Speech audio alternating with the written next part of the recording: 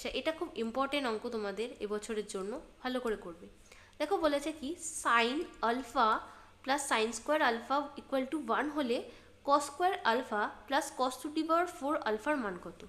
দেখো কি বলেছে, sine alpha plus sine square alpha সমান সমান 1।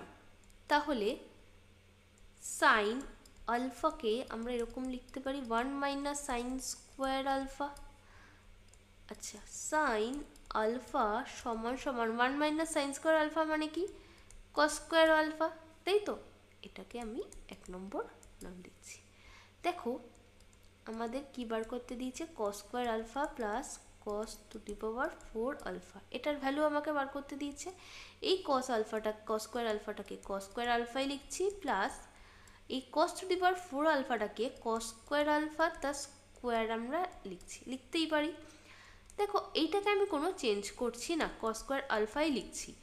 এই কস স্কোয়ার আলফার জায়গায় আমি কস স্কোয়ার আলফার মানটা বসাচ্ছি। কস স্কোয়ার আলফার মান কত, এই 1 নম্বর থেকে কস স্কোয়ার আলফার মান আমরা সাইন আলফা লিখতে পারি। তাহলে আমরা লিখছি সাইন আলফা তার স্কোয়ার। ঠিক আছে, তোমাদের প্রশ্ন হতে পারে এই সাইন কস স্কোয়ার আলফার মানটা লিখিনি কেন, একটু পরেই তোমরা বুঝতে পারবে। দেখো তাহলে আমরা কস স্কোয়ার আলফা প্লাস এই সাইন আলফা তার স্কোয়ার, তার এটার মানে কি সাইন স্কোয়ার আলফা। তাহলে cos square alpha plus sine square আলফার মান কত 1। যদি আমরা এখানেও চেঞ্জ করে দিতাম তাহলে আমরা ভ্যালুটা পেতাম না, এই জন্যই আমরা শুধু এইখানে এই মানটাই চেঞ্জ করেছি। তাহলে বোঝা গেল, এটাই হচ্ছে অ্যান্সার। তো চলো নেক্সট অঙ্ক। আচ্ছা, এই অঙ্কটা তোমাদের HW থাকবে। সেটা কি হবে, সাইন 51 ডিগ্রির মান বলে দিয়েছে a/√a² প্লাস বি স্কোয়ার। তাহলে ট্যান 51 ডিগ্রি প্লাস ট্যান 39 ডিগ্রির মান কত হবে।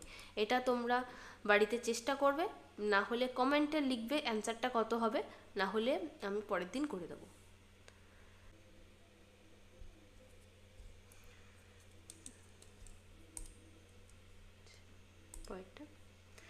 আচ্ছা, তাহলে ভিডিওটা ভালো লাগলে অবশ্যই লাইক করো, তোমাদের ফ্রেন্ডদের সাথে শেয়ার করো, আর সাবস্ক্রাইব করতে ভুলো না। নেক্সট ক্লাসে আবার দেখা হবে। Till then keep studying and stay confident. চলো বাই।